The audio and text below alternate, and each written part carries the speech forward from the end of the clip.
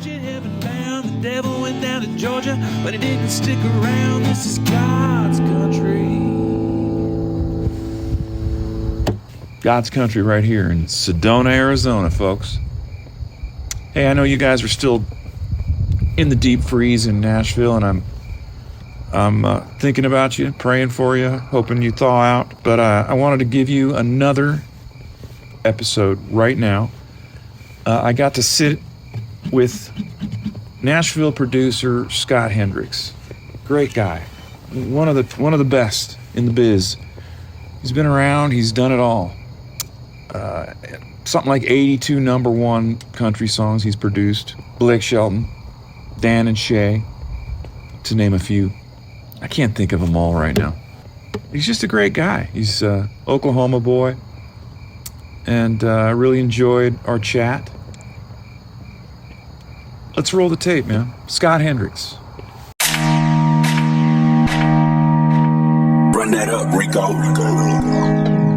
Here we are with Scott Hendricks, the legendary producer. You're too kind. You're from Clinton, Oklahoma. Believe it or not. You're one of my favorite people, and I just look up to you so much. Well, do you play an instrument?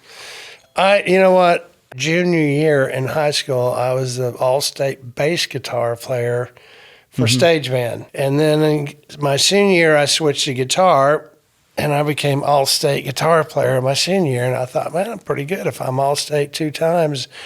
And I went to college and got into a band. I was in it for quite a little while, and we were playing sorority gigs, fraternity gigs, whatever, nightclubs there. And one day, the drummer said, man, I got this friend from Oklahoma City who's coming up this weekend. He plays guitar. Can he sit in with us for practice? And I said, sure. So this guy came in, and I could tell immediately that I could practice for 20 hours a day for 10 years and be half as good as he was. And at that very point, I said, you know what? You go play guitar. I will go out front and mix sound. And that was a guitar player that I moved to Nashville with and roomed with for a year. And he auditioned to play at the Opryland theme park. We both did. I auditioned as an audio engineer and him as a guitar player. He made it. I didn't. I didn't pass the audition, and he became the guitar player in the band Restless Heart, which was the first band I ever produced. Greg Jennings. My brother sang I'll Still Be Loving You at my wedding. Really? Yeah, in 1990. Well, there you go. And your amazing wife, Terry, is here hanging out with us, too. Yep. So pretty awesome. You have produced an impressive 78 number one. It's 81, 81. And 82 is on the charts, I hope. 82. Okay. Well, it's 81. We'll see if let's update that right now. I'm going to call it right now 82. Okay. Well, you're optimistic. That's good.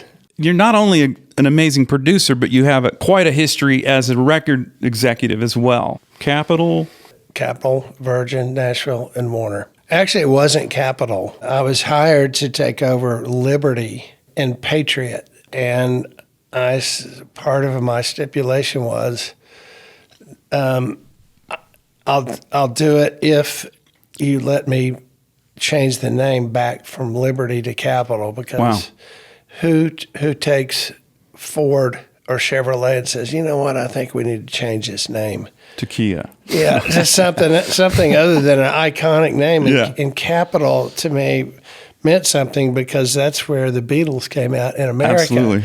They said, sure, if you want to change it back to Capitol, you can. So I folded Patriot and consolidated it, and at the same time changed the name back to Capitol Nashville, which it still is. My first job was working at a studio, a place called Nashville Studio Systems that sold equipment, and I did the design for small studios. When I was selling the gear, the recording equipment, I went to a studio by the name of Glazer Brothers. And there was a guy working there, engineering there, by the name of Ron Treat, who was also an Oklahoma State University graduate, which is crazy. So Ron and I hit it off because we were from that ilk, but he was working for the biggest producer in Nashville at the time.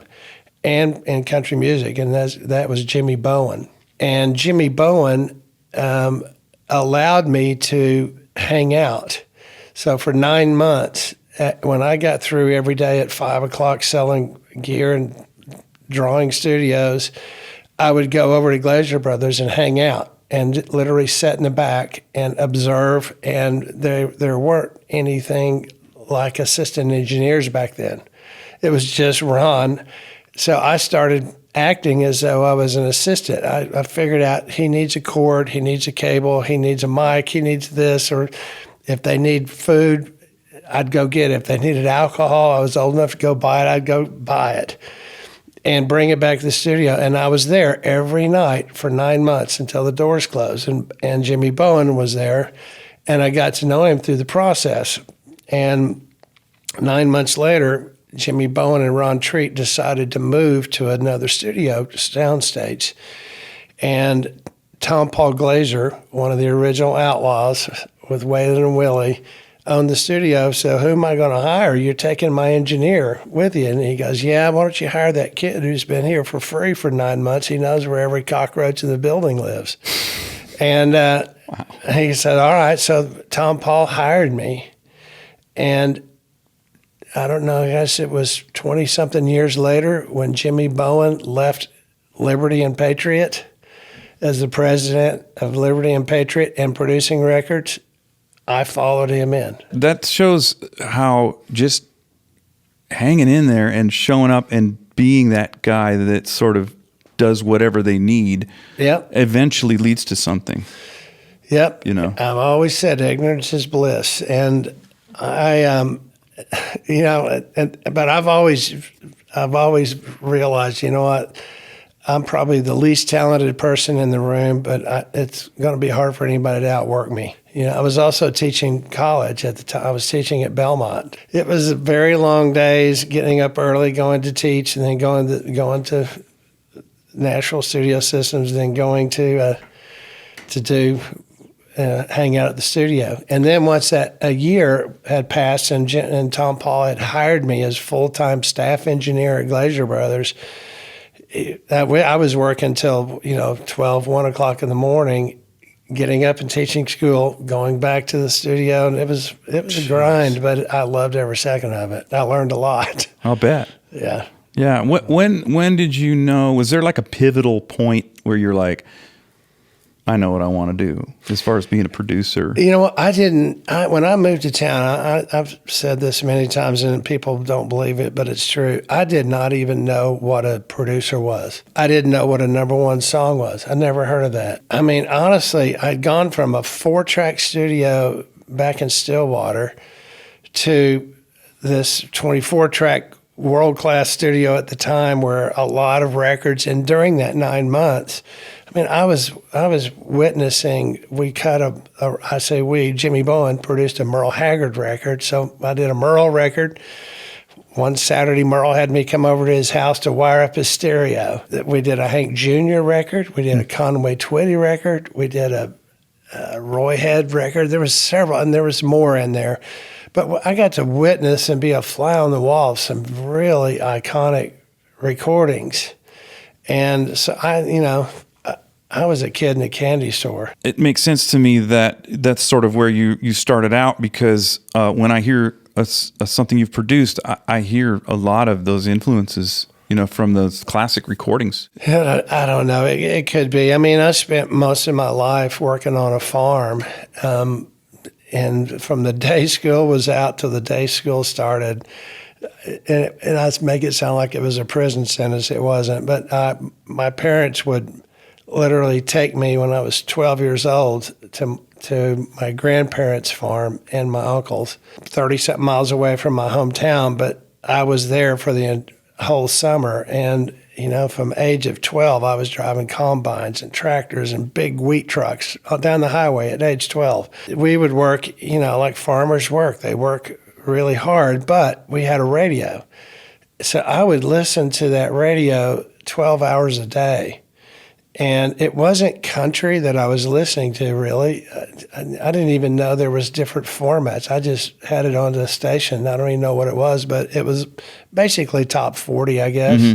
But I would hear the same songs played every hour on the hour if they were hits. I think that had a lot to do with me, A, being able to listen to music for a very long period of time without getting burned out, and B, hearing what makes these hit songs. And as I was going through my stage band years and all that stuff, I studied. When I got home at night, I would put on a pair of headphones and lay in bed and try to figure out the arrangements or how they did all these complicated Chicago parts. I mean, I dissected many Chicago records laying there in bed just going, wow, now, let me roll that back. Let me hear that bass. I mean, just trying to... Even though I had no idea what a producer was or how they recorded it, I didn't know anything. I was really young and dumb. I grew up listening to top 40 radio. Yeah. And I almost to a fault, even today, I'm not as familiar with the deep cuts of particular artists. I'm mostly familiar with their hits. Yeah, me too. And I love the concept of a hit song making such an impact on such a large group of people. I'm drawn to that. Like, what makes that song different than the B-sides or the other, Well, I mean, there were a few artists that I really loved, and we would buy their records and listen to it. And, the other thing that was, I think, very influential on me, and I don't even know why, but my mother, when I was in the first grade is when I first remember this, when we started going to school, I guess. We had a little Victoria Victrola, what do you call it? Mm-hmm. Those little console record players. Oh, like a RCA Victor kind of thing? Yeah. Mm-hmm. And it was in the living room. Yeah. And every single day, she would wake us up with a record, and she would play that same record for a month, and then she would switch it, and it was literally all over the place. It was Beatles to Frank Sinatra to Strawberry Alarm Clock to the Mamas and the Papas to Three Dog Night, and it just went all over the place, and you never knew what it was. Dean Martin, and I loved every bit of it. But we would hear the same record. We'd hear side A for like 15 days and side B for 15 days. I think that had a lot to do with me just hearing music in the house all the time. First thing you hear in the morning. That was how we woke up. My older siblings all played tons of R&B, funk music, anything that was popular at the time. Earth, Wind and Fire, Ohio Players. And that was what sunk into my bones. Was just the funk stuff. Speaking of that thing you've got online of you doing the Earth, Wind and Fire thing is so crazy good. Yeah, I love the Bee Gees. Thank you, by the way. I did too. Just like the melodies from those songs. You had the talent to pull all that off. I couldn't do that if you give me a year in prison. I couldn't figure that out. Thank you, man. It's fun. I enjoy doing it. The artists you've worked with, very, very well-known names. Restless Heart, you mentioned. John Michael Montgomery, Brooks and Dunn, Trace Adkins, Alan Jackson, Faith Hill, Blake Shelton, Gwen Stefani, Dan and Shay, Michael Ray. I probably left out quite a few, but there are quite a few that I've recorded that you think they're going to make it, and it just doesn't happen. I'm just as proud of those as I am the ones that made it. We didn't give them any less. It's just, it wasn't in the cards, And there's been a couple of, some that Steve Wariner, Leroy Parnell, that people don't think about anymore that are really, really talented. But there's a lot of them that I've recorded. It's like, whatever happened to them? I don't know where they're at now. And do you know, obviously I know you probably get asked this, and you probably wonder yourself, there's no like real formula. It's just they either have it or they don't, or there's something connects or something doesn't. But if you could boil it down, are there a couple traits or adjectives that maybe Well, for me, honestly, and I think this is probably true for every single one of them that you mentioned. It starts 100% with the song. And I mean, how many movies have we gone to where there's been great actors, great directors, great cinematographers, and yet the script wasn't there? You're like, that was disappointing, with all those people behind the scenes that put it together, and it just didn't connect because the script wasn't there. And I'll think of it the same way when making records. We can make anything sound pretty decent these days, but if you don't have the songs, and that's been, when I was running labels or head of A&R at Warner, that was I've been called a lot of bad names from publishers and writers because I'm hard on songs. I'm very hard on songs, and I don't apologize for it and there are a lot of producers, I won't name names, who will record anything. I don't want to record bad songs. I don't want to record something that I know is just not that good of a script. I can record it and make it come out okay, but if the script isn't there, it's hard for me to really get engaged. So for me, the thing that probably made the majority of those things work is songs, and Alan Jackson was an amazing songwriter. Ronnie, when I met Ronnie and brought him to the dance, Ronnie and I had been, communicating for a while. He was back in Oklahoma, and, I was trying to get Tim Dubois at Aris to sign him, and he wouldn't sign him. And finally, one day I played him a cassette at the time, and on that cassette was Boot Scootin' Boogie, Neon Moon, She Used to Be Mine, and another song called White Lightning. 3 big #1 songs. And Tim goes, you know what? I think you're right. And then he puts him with Kicks, and the rest is history. But it was the song, not to diminish Ronnie or his voice, because his voice is one of the best voices ever in country music, but it's the script that was coupled with that voice. It's the same thing, with John Michael Montgomery, when we have songs like I Swear and all those, I Can Love You Like That, and a bunch of those big songs, it's really about the song with that voice that gets them there. And the same thing with Blake. When I went to Warner in 2007, I was told, we need you to fix Blake. And I said, I've never met Blake, and I don't know, what do you mean by fix Blake? And they said, well, we'd have a hit, and then we'd have 2 misses, then we'd have a hit, and then we'd have 2 or 3 misses, and we'd have a hit, and we need consistency. Lucky me, I'm always looking for songs. I'm getting hit up every day by the best songwriters and publishers.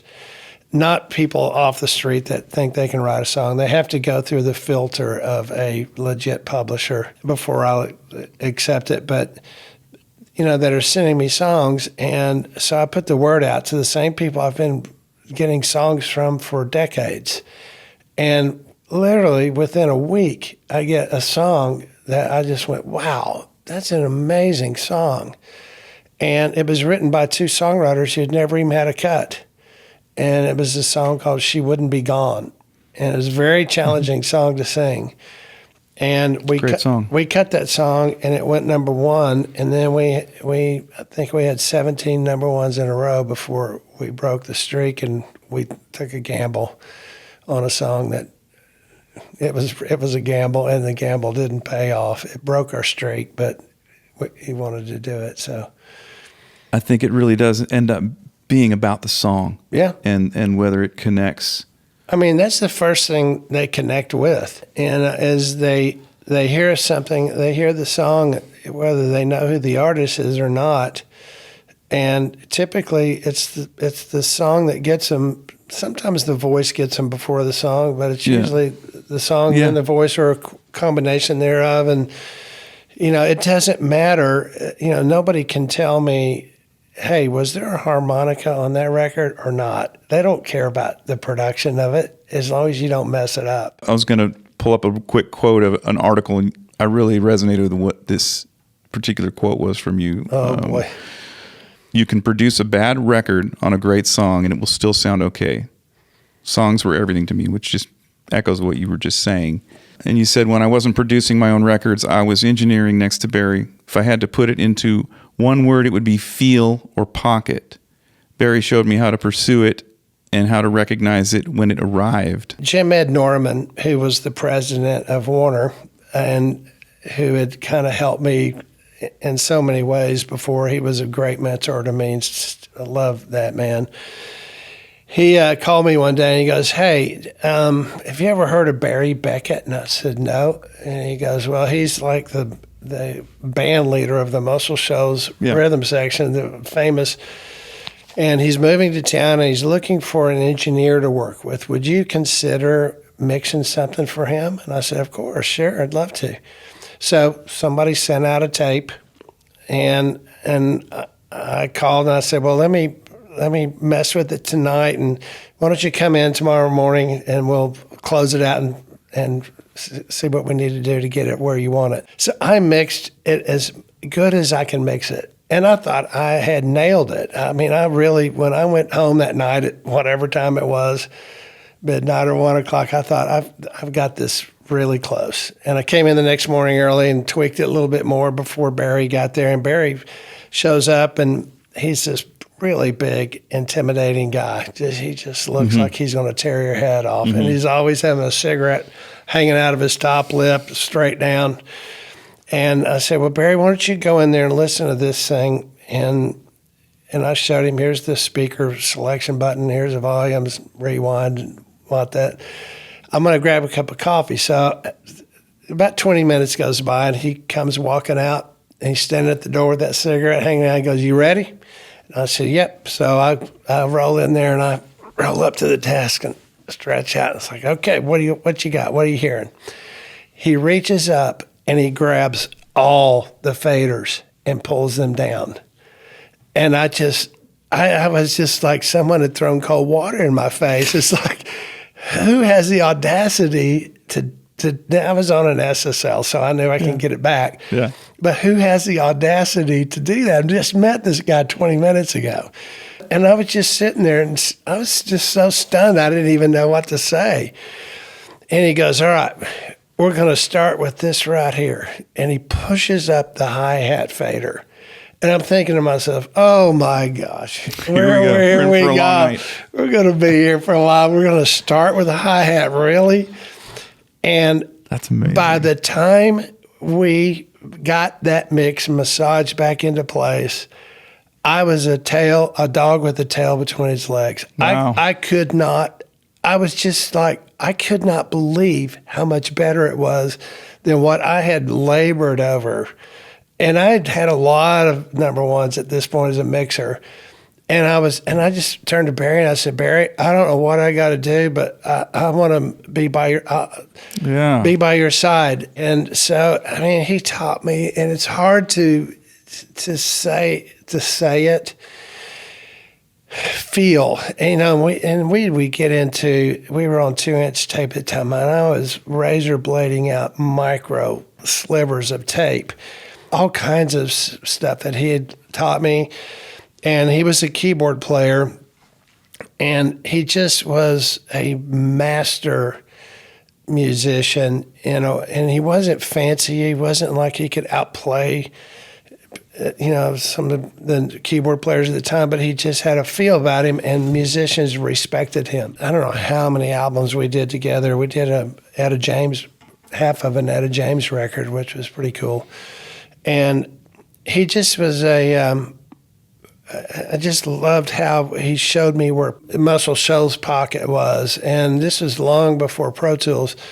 I got to where I was producing too much to be able to engineer for him full time, and that's when he brought in Justin Niebank. And Justin Niebank went to the same Barry Beckett mixing school that I went through. Mm-hmm. That's why I mix a lot with Justin, because we're blood brothers, We're literally related to Barry Beckett and what he taught us and feel stuff, So I owe so much to Barry, and I miss him dearly. He was just like a coach that everybody played hard for. And I learned a lot about how to talk to musicians, deal with musicians and everybody through all these records that I made with Barry. I remember when I was working on something for you, and we were doing a little bit of vocal editing, and you were sitting in the back chair, and I was editing. And at this point, I thought, so I had my own little Barry Beckett moment with you, but I definitely feel like my ear is pretty good in terms of pocket and pitch and that sort of thing. But I remember we were working on this pre-chorus. You were like this, and had your head down, and you're like, it's rushing right there. Like the phrase is rushing as it's going by. He's getting ahead of the beat there. And I was just like, man, I'm wanting to hear this so bad, but I couldn't hear it. It's you're not just doing it for the sake of saying it. It's really something you're hearing that makes a difference. It's something I feel more than I hear. Right. And right. you know what? And I can't explain that, but I tell you who's got it worse than me now is when I signed Dan and Shay, they asked me if I would. I've never produced anybody that didn't ask me to produce. I don't want to force myself on anybody. They have to ask. Yeah. And so Dan and Shay asked me to help them make their first record, and we're still making them. And Dan has become me times 10. I mean, it's gotten laughable at this point because it's a disease that he will readily admit that he's got, that he hears stuff that I don't hear. Jeff Giuliano, who's mixing it in Delaware, we're trying, we're pulling our eyes back on, Dan, we're trying to hear what you're hearing. And when we micro zoom in down to the DNA level, there it is. And it's like, I see it, let me erase it or whatever. And we come back, Dan goes, oh, God, finally, it's good. I bet you we spend more money on mastering Dan and Shay records than anybody has ever spent because he hears things that nobody even there hears. We can see them, and when we get rid of them, he's happy. And it's just, it's things I try. That's been, to me, the challenge of making a record that I can play in my headphones over and over and over and over until it doesn't bother me. Years later or whatever, months later, you go back and listen to something you've done. Can you enjoy it? Yeah, I can. I'll be in Home Depot and I'll hear something and go, I know that song. I've heard that song. Oh, yeah. And I ask Terry all the time, did I do that song? And I haven't gone back to listen to them like as a producer here. I spend so much time on each record that I don't let it get turned in until I get to the point where nothing's bothering me. If there's something still bothering me, I'm not letting it go. I'm like a tenacious dog. I don't know what it is. And, the interesting thing about those little timing things, and when, the more intricacy it has, the more gears, as you will, on having to happen at the same time, those timing things in certain songs, you can get away with murder on timing things. You can slide things left or right, and it's just like you can't tell. But there are certain songs, not even a millisecond, I can hear it plain as day.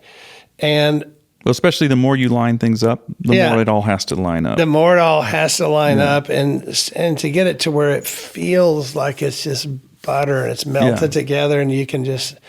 And usually I close my eyes, and when something twitches me, like it did with you that day, I know it twitches me, and I won't sleep until we get it fixed and we figure it out. And do some of them occasionally? Do you just say, I got to let this one go? Probably rarely. Huh? Rare. I mean, I just keep scratching. My granddad used to say, the chicken that scratched the hardest found the most corn.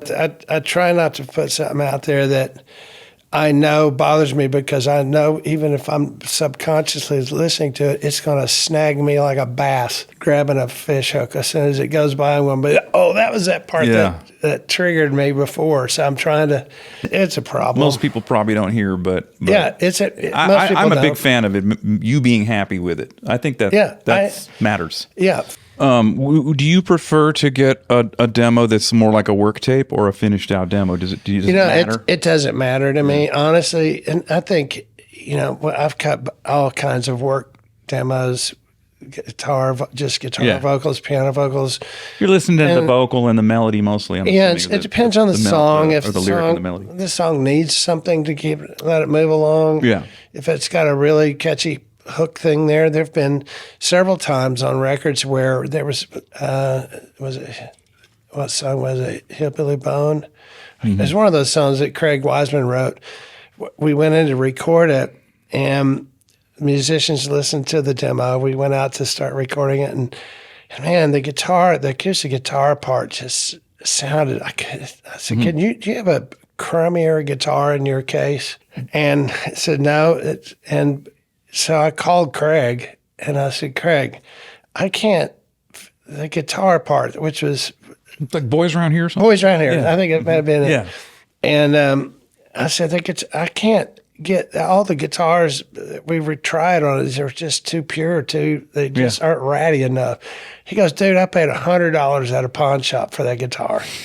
And I said, can you send me that lick? And it was probably in a different key, and it wasn't in the same time. And then I fixed it and edited it and made it work. And that's like the signature lick. The signature lick. But none of the studio guys in town had a guitar that crummy. Every now and then that'll happen where there'll be, a something unique that we can't try to recreate the wheel. So I'll just put Craig Wiseman on as a musician. I've done that quite a few times, actually. Right there. That's you and Blake. Is that on The Voice or something? I think I've been on there 4 times. When he first started doing The Voice, he was so busy. I mean, between his touring, I don't think he even knew how much time that was really going to take out of his schedule. But we had to make a record, so I went to I went out there and said, why don't we just record this at your house? So I hired a company to come out and look at the house and bring me all the gear I needed. And I set him up around the corner, ran the cables around the corner, and I had headphones on. And I mean, we could talk. There wasn't a door between us, but he was around the corner. And we did, I think I've now done 6 or 7 albums. Like one album, I can't remember which album it was, on Blake, I was out on the back porch, which was covered, and ran the cables through a window, and he was down in a bedroom by a bed. Wow. One album, he was in a walk-in closet. The first time we did this, I was there, and he comes down and he goes, hey, you need to suit up and go with me. We need you. And I said, what do you mean? He goes, I got to go to The Voice, and we need you on you're going to be on The Voice. And I said, really? For what?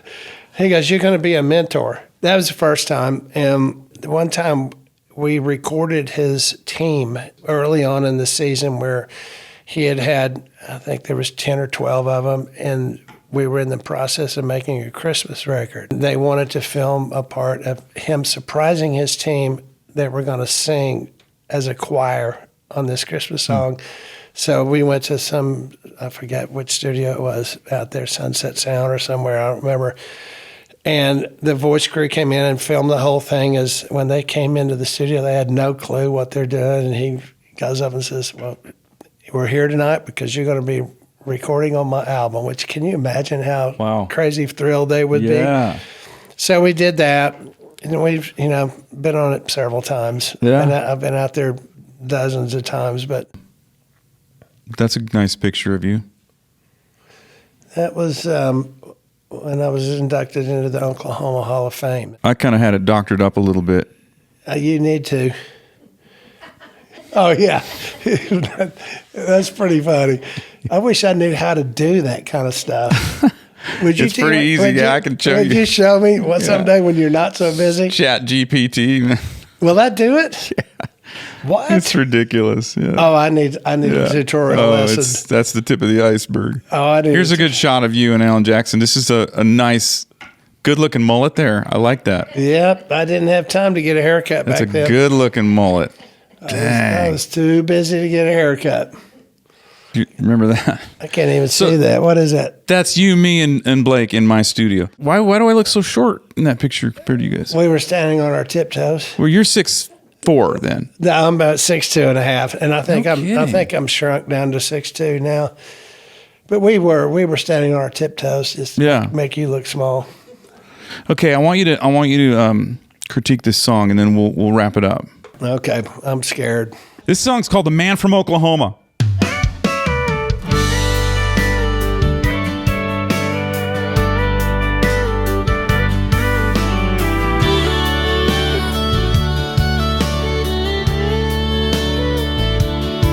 From the red dirt roads of Oklahoma plains to the neon lights where the music rings, he packed his dreams in a beat-up car, headed east chasing that Nashville star. But it wasn't the 6-string he'd strung. Scott had a vision where the songs come from. He's a man from Oklahoma building hits by hand, turning voices into stories with a master's plan. From the smoky bars to the Opry's glow, Scott Hendricks knows where the heartbeats flow. That's incredible. That's crazy. Oh, All right. Anyway, He's got a new that's amazing. How did you do that? We're going to be out of a job here pretty soon. I don't even want to think about it. I mean, honestly, that was pretty good. It's such an interesting thing to me because these days, these young guys that are coming up and girls, very talented, and they're not. It's as foreign to them to be in a tracking session with world-class players because they're not used to that. It's intimidating to them because there's such a one-man band. They can literally play all these different things. The records are being made like that, which is fine and creative, and I appreciate their talents immensely. But I just worry that some of the musicians that we all know and love and appreciate might not have a gig here pretty soon because it can all be done like that. Yeah. My only hope is that the experience and the nostalgia of the way records used to be made will become desired and missed. I mean, that's just my hope. Well, the problem with it is that economically, I know. For them to do it the way we did it, or I've always done it, it's not the cheapest thing in the world. No. Because the players that you use, some of them are double scale. They've earned the right to be that. That is a click on a button, and you get it. And a lot of records are being done like that. Record labels want cheap. I thought it was existing tracks that they're just putting a melody to, but the tracks are being generated at the same as well in less than a minute. I have an editor who is one of my favorite people to work with, Brian David Willis. He's in Brentwood, and he follows me and cleans up my messes. What I can get it close, but he gets it closer, and he kind of fixes a lot of things. We had done all the vocals out in California, and I came home and got them all, whipped into shape best I could and sent them to Brian. And Brian calls me up and I can't remember the song, but it was a classic standard country Christmas song, something everybody knows. May have been White Christmas. It was one of those like that. And he goes, did you know that you all sang the wrong word on this line in the second verse? And I said, of course we did. We wanted to sing the wrong. And I said, no, we didn't know we sang. He goes, not only did you sing the wrong word, I went through all the different passes that you took. Not one single time did you all sing this word. And I said, well, I mean, what am I going to do about it? Fly back out to California, set everything back up? He goes, no, let me go. So he had done all of the Blake stuff I've ever done. So he went digging back through, I don't know how many albums worth of stuff. He found that word, whatever that word was. I can't remember the exact word. He found that word on a previous record 3 albums back, totally different key, and somehow Frankenstein it in to the record to where we couldn't hear it. In today's world, Type in. it would have been within a second or two. What are you doing now that you're not more? You're obviously still producing. Yeah, I'm getting ready to go back in to do more Christmas stuff with Dan and Shay and just finding songs for Blake. And honestly, I'm enjoying working around the property. I really love mowing, listening to podcasts, albums, and so the pace is a little less. Oh, frantic. it's way. It's quite a bit less, and that's okay. Yeah. I mean, we went on the longest vacation I've ever been on in my life this year with my family, great. which was incredible. Yeah. And so, you know what? I mean, You deserve it. you don't retire from the music industry. It retires you. And, you know, I've had the most amazing run since 78. What is that, 40, how many years I've been doing this? But I'm grateful and thankful that, you know, I get to do any more records. And as long as somebody keeps asking me, I'm thrilled and ready to go. You're one of the great ones. I hope you continue doing it. Oh, yeah, sweet. Yeah. So we can all benefit from the. No, I'm just going to send it out to you and let you fix everything now that I know you know how to do it. Well, thanks so much for. Well, thank you for being on. having me. The story still being written. Okay, I hope so. Right on. Scott Hendricks.